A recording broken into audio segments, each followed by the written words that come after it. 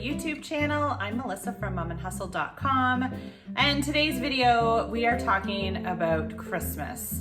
I know it's only October. I'm not going to be decorating for Christmas or anything crazy like that, but I just wanted to talk a little bit about Christmas prep and what we can be doing as moms to get kind of ahead of the game before the crazy Christmas rush happens. So what tends to happen this time of year, we all know it. We have so many responsibilities, so many things we do for our family, for our kids, for teachers, for schools. Like, the list could literally go on and on and on. And what happens is we leave everything to the last minute. We do everything 2 weeks, a week, a few days before Christmas.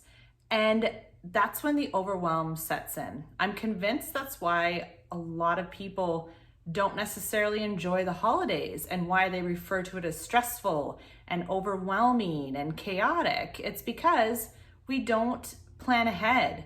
We don't do things that are going to set ourselves up for a smooth, easy holiday season.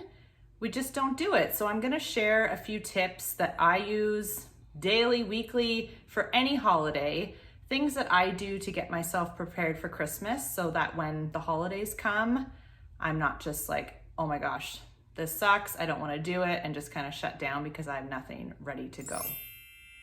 Tip number 1 is to do a brain dump.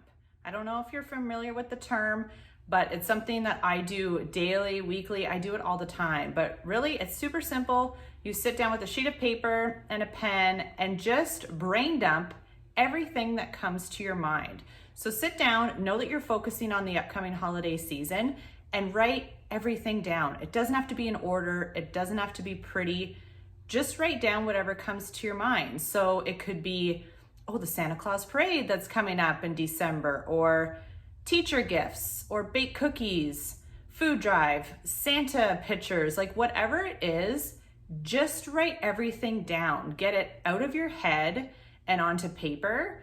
And then from that point on, you'll be able to kind of designate what you need to actually get done. So who can do what things for you? Take that Santa Claus parade that you put down and actually put that on your calendar. It's just a really simple way to start the process of decluttering what's in your head and actually figuring out what is the next step.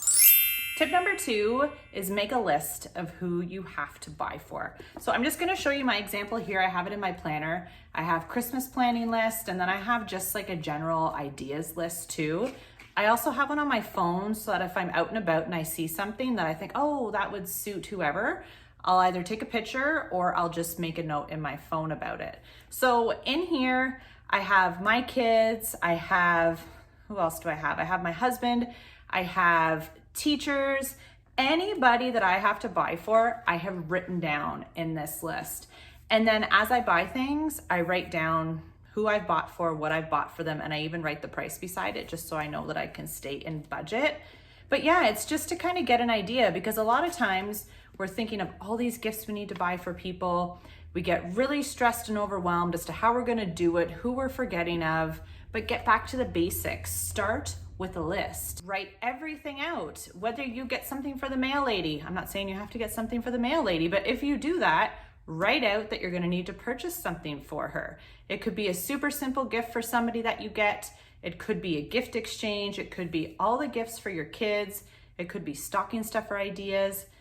But just write it all out. And then again, as you get things, write down what you've purchased so that you can keep track, so that you're not buying extra gifts or multiple gifts, or buying something for so-and-so that you bought, last Christmas on sale for this Christmas. Keep track of everything on this list. Number 3 is start thinking who you can go ahead and buy gifts for, or what you can go ahead and buy.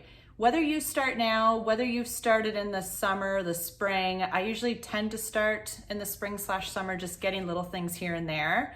What can you go ahead and buy? I know that every year my kids are going to be getting new socks, underwear, bath bubbles, all that type of stuff in their stockings for Christmas.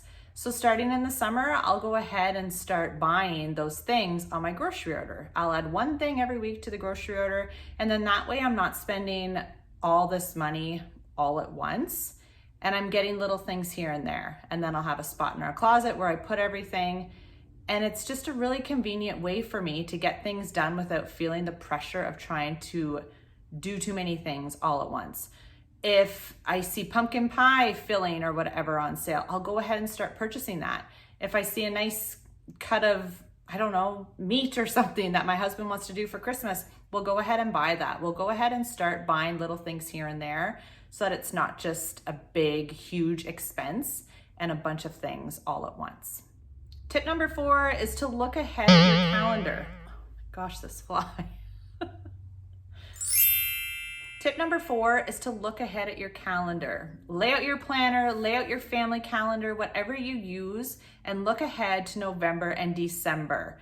Take that brain dump sheet that you did with your first step and sit down and write things out. Write out when family functions are, write out when Christmas things are, write out when the kids' school plays are, Santa Claus parades, whatever it is, write everything out so then you can plan accordingly. When you're looking at something coming up in December, start thinking now of how you can make it easier on yourself. I like to refer to these little things called mom flows, and they're kind of like a workflow. But instead of leaving things to the last minute, I'll start doing tasks weekly leading up to it so that it's just a smoother thing for me. When you start looking ahead and prepping things here and there and planning, I'm telling you, it will change the way you do things. It makes things so much less overwhelming. It makes things less stressful, and overall just a funner experience for you and your family because you're choosing to be proactive instead of reactive. And my last tip, tip number 5, is to just keep things simple. You do not have to do everything. You do not have to take part in every holiday party, in every holiday gift exchange. You do not have to do it all. Get back to the basics, do things that you and your family enjoy doing together, and just have fun. We try to do everything. We don't want to say no to anybody. And that's just it's not fun for anybody if it's truly something you don't want to do. So really try to get back to the basics this holiday season. Keep things simple, keep things fun, and remember, it's all about family time and having these awesome memories with your kids. Thanks so much for being here and for taking the time to watch this quick video. I hope it was helpful for you. If you're new to my channel, please consider subscribing, give this video a like, and I will see you back here next Sunday at noon.